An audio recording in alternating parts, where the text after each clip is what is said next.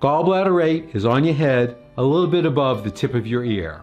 To locate gallbladder 8, find the top of your left ear right here. Now find the spot that is the width of one thumb above that. Right about here. There'll be a little depression there. Press in to find a spot that is sensitive, sore, tender, or painful. That is gallbladder 8. Activate this point by rubbing it quickly 5 times. Take a break for a count of 5 and repeat 4 more times. It might look like this.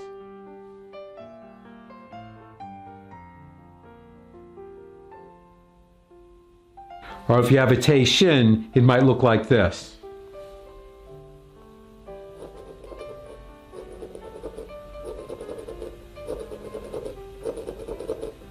Now find gallbladder 8 on your right side and repeat.